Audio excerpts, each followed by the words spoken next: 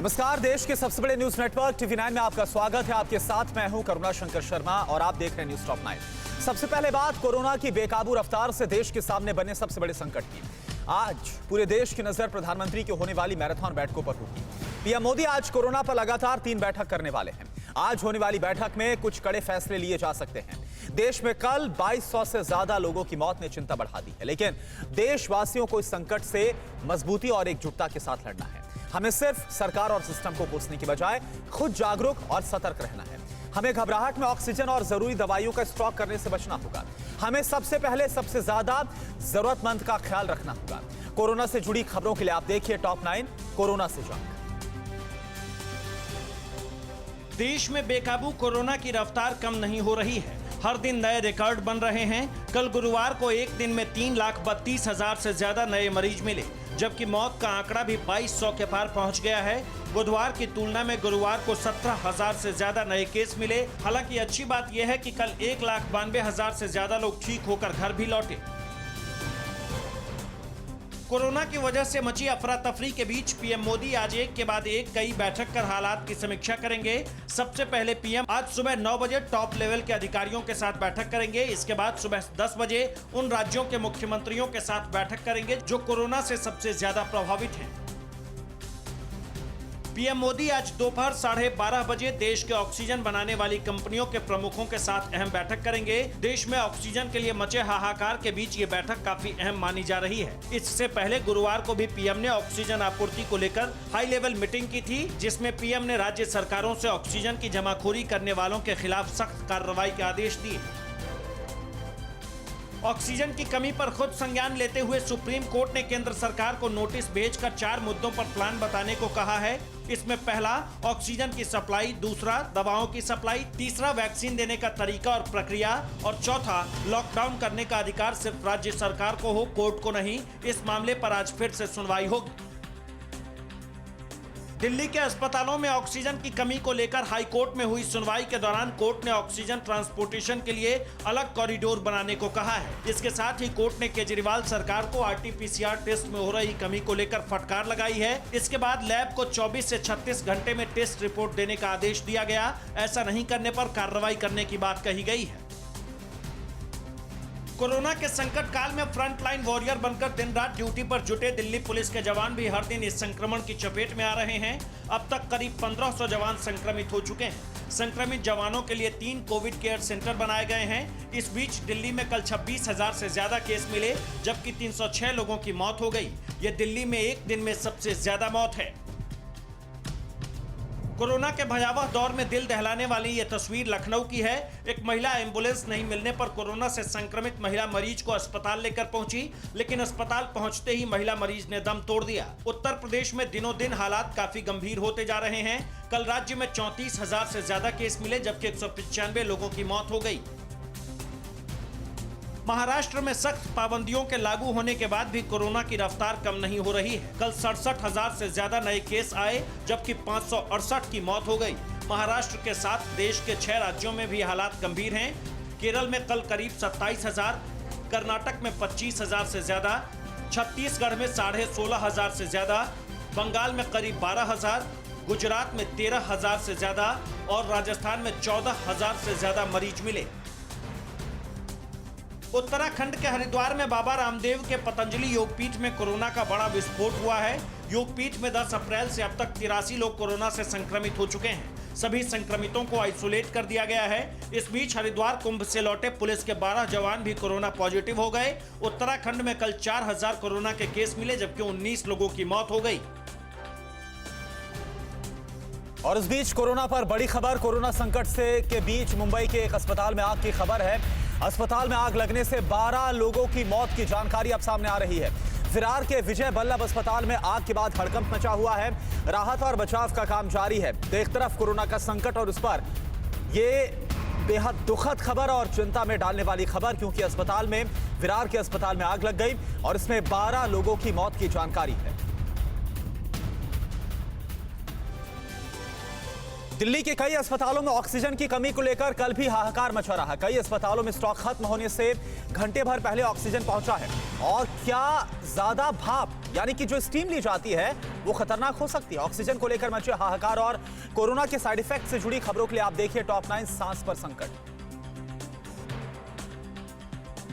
दिल्ली के कई अस्पतालों में ऑक्सीजन की कमी की वजह से अफरा तफरी के हालात हैं। सर गंगाराम अस्पताल में कल देर शाम अचानक 4 घंटे के लिए ही ऑक्सीजन होने की जानकारी मिलते ही हड़कंप मच गया। आनन फानन में ऑक्सीजन की सप्लाई जल्द कराने की भागदौड़ शुरू हुई।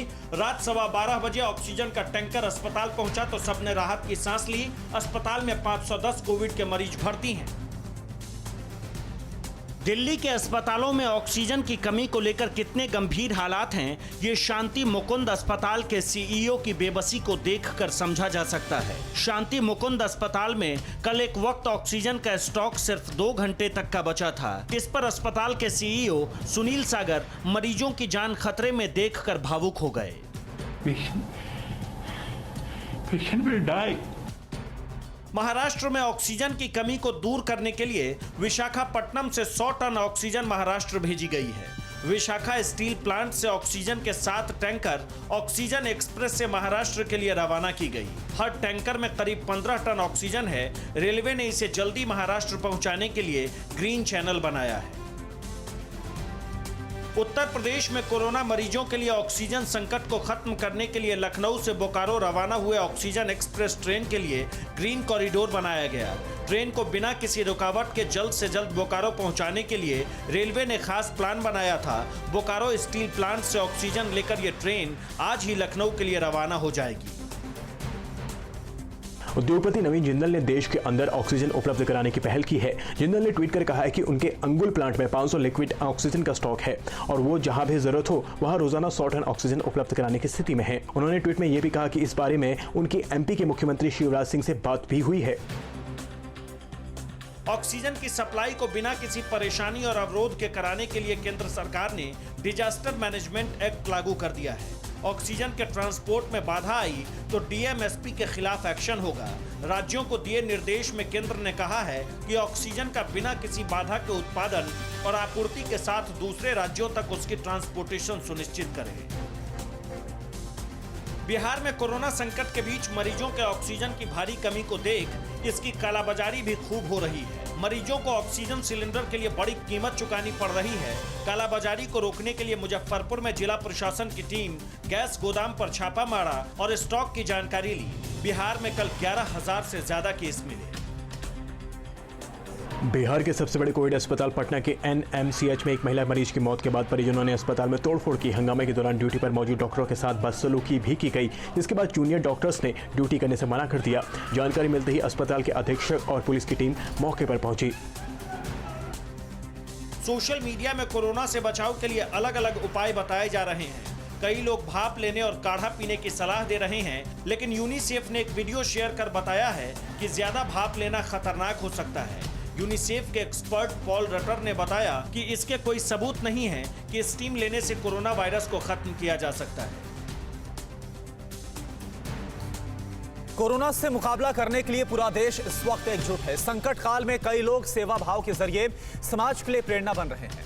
इस सेगमेंट में आप देखेंगे कि कहां व्यापारियों ने सरकार से लॉकडाउन लगाने की अपील की और कहां 600 बेड वाला कोविड केयर सेंटर बना और कहां चोरी के बाद चोर ने अपनी इंसानियत दिखाई। आप देखिए टॉप 9 हारेगा कोरोना। कोरोना की वैक्सीन बनाने वाली अमेरिकी कंपनी फाइजर ने भारत सरकार को बिना फायदा लिए वैक्सीन देने की पेशकश की है। फाइजर ने कहा है कि वो सिर्फ लागत मूल्य पर भारत को वैक्सीन देने को तैयार है। हालांकि कंपनी की पेशकश पर अभी सरकार की कोई प्रतिक्रिया नहीं आई है। कुछ दिन पहले जॉनसन एंड जॉनसन और मॉडर्ना ने भी भारत में इमरजेंसी इस्तेमाल की मंजूरी मांगी थी। कोरोना के बढ़ते मामले को देखते हुए सूरत के कपड़ा उद्योग से जुड़े संगठनों ने 7 दिनों के लिए संपूर्ण लॉकडाउन लगाने के लिए गुजरात सरकार को चिट्ठी लिखी है। सूरत में पिछले कई दिनों से रोजाना 2000 से ज्यादा केस आ रहे हैं। इसमें व्यापारियों और श्रमिकों की संख्या ज्यादा है। कपड़ा उद्योग ने कहा है कि संक्रमण का चेन तोड़ने के लिए लॉकडाउन जरूरी है। राधा स्वामी सत्संग व्यास ने मध्य प्रदेश के इंदौर में कोरोना मरीजों के लिए देश का दूसरा सबसे बड़ा कोविड केयर सेंटर बनाया है। इसे मां अहिल्या कोविड केयर सेंटर नाम दिया गया है। यहां पर एक साथ 600 बेड लगाए गए हैं। परिसर में 10 बड़े बड़े LED भी लगाया गया है। यहां 2 ऑक्सीजन प्लांट भी तैयार किए जा रहे हैं। कोरोना संकट में कई लोग समाज और दूसरों के लिए मिसाल पेश कर रहे हैं। पुणे में वंदे मातरम नाम के सामाजिक संगठन के कार्यकर्ता प्लाज्मा डोनेट करने की मुहिम चला रहे हैं। इस संगठन ने 20,000 मरीजों का डाटा लेकर वैसे लोगों से प्लाज्मा देने की अपील की है जो कुछ दिन पहले कोरोना को मात दे चुके हैं। कई मरीजों को यह संगठन अब तक प्लाज्मा दिला चुका है।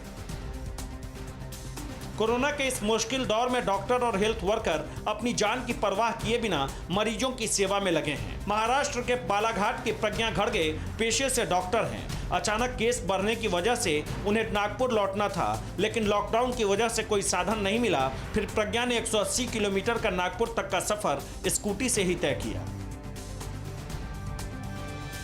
दिल्ली पुलिस के जवान लगातार कोरोना मरीजों की जान बचाने में भी अपनी बड़ी भूमिका निभा रहे हैं। आनंद विहार थाने की टीम ने सप्लाई करने वाली कंपनी से ग्रीन कॉरिडोर बनाकर ऑक्सीजन को वक्त पर शांति मुकुंद अस्पताल पहुंचाया और 110 गंभीर मरीजों की जान बचा ली। ऐसे ही एक दूसरी टीम ने दिल्ली हार्ट और लंग्स अस्पताल में भी जल्दी ऑक्सीजन पहुंचाने में मदद की। दिल्ली के अस्पतालों में बेड की किल्लत को देखते हुए आम आदमी पार्टी के विधायक अमानतुल्लाह खान ने मस्जिदों में 10 ICU बेड का इंतजाम करने की गुजारिश की है। मस्जिद के इमामों के साथ बैठक कर अमानतुल्लाह ने कहा, महामारी के इस वक्त में हर मस्जिद में कम से कम 10 बेड, ऑक्सीजन और डॉक्टर का इंतजाम करें। बिहार के भागलपुर में कोरोना मरीजों के लिए बेड की कमी को दूर करने के लिए जवाहरलाल नेहरू मेडिकल कॉलेज अस्पताल को पूरी तरह से कोविड केयर सेंटर बना दिया गया है। यहां 700 मरीजों का इलाज हो सकता है। इसके अलावा इमरजेंसी के लिए यहां 50 बेड की अलग व्यवस्था की गई है। अस्पताल के दूसरे दफ्तरों को यहां से शिफ्ट कर दिया गया है। हरियाणा के जिंद से चुराई गई वैक्सीन बरामद कर ली गई है। चोरी करने वाले ने जिंद सिविल लाइंस पुलिस स्टेशन के पास एक चाय स्टॉल पर वैक्सीन को छोड़कर चला गया। चोरों ने वैक्सीन के साथ एक नोट भी छोड़ा है जिसमें लिखा है कि सॉरी, मुझे नहीं पता था कि इसमें कोरोना वैक्सीन है। प्रधानमंत्री मोदी ने आज पश्चिम बंगाल का दौरा आखिर क्यों रद्द किया? चुनाव प्रचार को लेकर चुनाव आयोग ने क्या नए दिशा निर्देश को जारी किया? और पाकिस्तान से लौटे सिख श्रद्धालुओं ने अटारी बॉर्डर पर क्यों किया हंगामा? देश और राज्यों की बड़ी खबरें कौन सी हैं? टॉप 9 देश प्रदेश। कोरोना महामारी से बने गंभीर हालत को देखते हुए प्रधानमंत्री नरेंद्र मोदी की आज पश्चिम बंगाल में होने वाली सभी 4 रैलियां रद्द कर दी गई हैं। इसकी जगह पीएम बंगाल की जनता के साथ वर्चुअली जुड़ेंगे। 5 बजे शाम को होने वाली पीएम की वर्चुअली रैली में खास तौर से मालदा, मुर्शिदाबाद, बीरभूम और कोलकाता के लोगों को शामिल किया जाएगा। प्रधानमंत्री के बाद पश्चिम बंगाल की सीएम ममता बनर्जी ने भी आज अपने सभी कार्यक्रमों को रद्द कर दिया है। ममता ने ट्वीट कर जानकारी दी है कि चुनाव आयोग के आदेश और देश में कोविड के हालात को देखते हुए वे अपनी सभी तय मीटिंग रद्द कर रही हैं। हालांकि ममता वर्चुअली तरीके से प्रचार जारी रखेंगी। भयावह संक्रमण के दौर में धुआंधार रैलियों के बाद आखिरकार चुनाव आयोग ने रैलियों पर लगाम लगाने के आदेश जारी किए हैं। आयोग ने बीती शाम 7 बजे से रोड शो, पद यात्राओं, बाइक, साइकिल या कोई भी व्हीकल रैली पर पाबंदी लगा दी है। साथ ही ये भी तय कर दिया गया है कि किसी भी पब्लिक मीटिंग में 500 से ज्यादा लोग नहीं होंगे। पाकिस्तान से लौटे सिख श्रद्धालुओं के अटारी बॉर्डर पर कोरोना टेस्टिंग के दौरान विवाद हो गया। अमृतसर के सिविल सर्जन ने कहा है कि कुछ श्रद्धालुओं ने टेस्टिंग के दौरान डॉक्टरों से बदसलूकी की और टेस्टिंग रिपोर्ट फाड़ दी, जिसके बाद टेस्ट का काम रोक दिया गया। पाकिस्तान से लौटे 816 श्रद्धालुओं में से 650 का कोरोना टेस्ट हुआ, जिनमें से 200 की रिपोर्ट पॉजिटिव आई है। कोरोना महामारी को देखते हुए श्री राम जन्मभूमि तीर्थ क्षेत्र न्यास ने भी मदद के लिए हाथ बढ़ाया है। न्यास की ओर से ट्वीट में कहा गया है कि ऑक्सीजन की जरूरतों को पूरा करने के लिए अयोध्या के दशरथ मेडिकल कॉलेज में 2 ऑक्सीजन प्लांट लगाए जाएंगे। इनका पूरा खर्च न्यास की ओर से उठाया जाएगा। भारत में लगाई जा रही कोविड वैक्सीन कितनी कारगर है, इसका अंदाजा उत्तराखंड के एक आंकड़े से लगाया जा सकता है। उत्तराखंड में पिछले साल कोरोना की लहर से 19,000 से ज्यादा पुलिस वाले संक्रमित हुए थे, जबकि इस बार राज्य में जिन 25,000 पुलिस वालों को वैक्सीन लग चुकी है, उनमें से सिर्फ 300 ही संक्रमित हुए हैं। उड़ीसा ने पश्चिम बंगाल से आने वालों के लिए 14 दिन का क्वारंटीन अनिवार्य कर दिया है। इसके लिए बंगाल से लगी सभी सीमाओं पर चेक पोस्ट लगा दी गई हैं और कड़ी निगरानी रखी जा रही है। क्वारंटीन का यह नियम हवाई रास्ते से आने वालों पर भी लागू होगा। इस बीच भुवनेश्वर में जरूरी सामानों की कालाबाजारी करने वालों पर कार्रवाई की जा रही है। 25 अप्रैल से किसी भी भारतीय को यूएई में आने की इजाजत नहीं होगी। भारत में कोरोना संक्रमण की गंभीर स्थिति को देखते हुए यह फैसला लिया गया है। चिंता की बात इस वजह से भी ज्यादा है क्योंकि भारतीय एयरलाइंस कंपनियों की सबसे ज्यादा उड़ानें भारत यूएई रूट पर ही हैं। इससे पहले ब्रिटेन की सरकार भी भारतीयों के आने पर फिलहाल रोक लगा चुकी है। कोरोना की वजह से नोएडा मेट्रो के शेड्यूल में भी बदलाव किया गया है। 15 मिनट के अंतराल पर चलेगी मेट्रो ट्रेन। ये टाइम टेबल 24 अप्रैल से लागू होगा। नोएडा मेट्रो ट्रेन कॉर्पोरेशन के द्वारा समय में बदलाव करने के बाद अब सुबह के 7 बजे से रात 8 बजे तक ट्रेन चलाई जाएगी, जबकि सुबह 8 बजे से दोपहर 11 बजे तक आधे घंटे का अंतराल रखा जाएगा। T20 लीग में बेंगलोर ने राजस्थान को धो डाला। बेंगलोर की शानदार जीत में किस बल्लेबाज ने लगाया धमाकेदार शतक और जीत का चौका लगाने के बाद पॉइंट्स टेबल में बेंगलोर कहां पर पहुंच गया है। T20 लीग से जुड़ी बड़ी खबरें कौन सी हैं, देखिए टॉप 9 T20। मुंबई में कल रात खेले गए T20 मुकाबले में रॉयल चैलेंजर्स बेंगलोर ने राजस्थान रॉयल्स को 10 विकेट के बड़े अंतर से हरा दिया। राजस्थान ने बेंगलोर को 178 रन का लक्ष्य दिया था, लेकिन बेंगलोर ने लक्ष्य विराट कोहली और देवदत्त पड्डीकल की शानदार बल्लेबाजी की बदौलत बगैर कोई विकेट खोए आसानी से हासिल कर लिया। बेंगलोर के लिए सलामी बल्लेबाज देवदत्त पड्डीकल ने शानदार शतक लगाया। उन्होंने 52 गेंद पर 101 रन बनाए। इसमें 11 चौके और 6 छक्के शामिल थे। उन्हें प्लेयर ऑफ द मैच भी चुना गया। कप्तान विराट कोहली ने भी विकेट के दूसरे छोर से उनका शानदार साथ दिया और 47 गेंद पर 72 रन बनाए। इस सीजन में ये रॉयल चैलेंजर्स बेंगलोर की लगातार चौथी जीत है। इस जीत के साथ ही 8 पॉइंट्स लेकर वो पॉइंट्स टेबल में पहले पायदान पर आ गई है। 6 पॉइंट्स के साथ चेन्नई और दिल्ली की टीम दूसरे और तीसरे पायदान पर है। बेंगलोर के खिलाफ राजस्थान का टॉप ऑर्डर एक बार फिर नाकाम रहा। जोस बटलर 8, मनन वोहरा 7 और कप्तान संजू सैमसन 21 रन बनाकर आउट हो गए। मध्य क्रम में शिवम दुबे 46 और राहुल तेवतिया के 40 रन के योगदान से राजस्थान की टीम 177 रन के सम्मानजनक स्कोर तक पहुंची, लेकिन ये नाकाफी था। राजस्थान रॉयल्स की स्थिति पहले पावर प्ले में ही खराब हो गई थी। पहले पावर प्ले में राजस्थान की टीम सिर्फ 32 रन ही जोड़ पाई और उसके 3 अहम विकेट पवेलियन लौट चुके थे। राजस्थान ने 8.2 ओवर में 50 और 12.2 ओवर में 100 रन पूरे किए। रॉयल चैलेंजर्स बेंगलोर की तरफ से मोहम्मद सिराज, हर्षल पटेल ने 3-3 विकेट लिए। सिराज ने 4 ओवर में 27 रन देकर 3 विकेट लिए। हर्षल पटेल थोड़े महंगे साबित हुए। उन्होंने 3 विकेट लेने के लिए 47 रन खर्च किए। T20 लीग के आज के मुकाबले में चेन्नई में मुंबई इंडियंस और पंजाब किंग्स की टीम आमने सामने होगी। पंजाब किंग्स की टीम पॉइंट टेबल में सिर्फ एक जीत के साथ सबसे नीचे है और उसकी कोशिश अगली जीत हासिल करने की होगी, जबकि मुंबई की टीम तीसरी जीत हासिल कर टॉप 4 की रेस में शुरू से ही बनी रहना चाहेगी। इस सीजन के ऑरेंज कैप पर अब भी दिल्ली कैपिटल्स के शिखर धवन का कब्जा बरकरार है। शिखर के नाम 4 मैच में 231 रन है, जबकि रॉयल चैलेंजर्स बेंगलोर के हर्षल पटेल 4 मैच में 12 विकेट लेकर पर्पल कैप पर अपना कब्जा बनाए हुए हैं। इस सीजन में अब तक सबसे ज्यादा छक्के लगाने का रिकॉर्ड सनराइजर्स हैदराबाद के जॉनी बेयरस्टो के नाम है। वो 4 मैच में 10 छक्के लगा चुके हैं। सबसे किफायती गेंदबाजी करने के मामले में हैदराबाद के राशिद खान ही हैं। उन्होंने 4 मैच में सिर्फ 5.06 की इकोनॉमी से रन दिए हैं। फिक्र आपकी, सोमवार से शुक्रवार रात 9 बजे सिर्फ TV9 भारतवर्ष पर।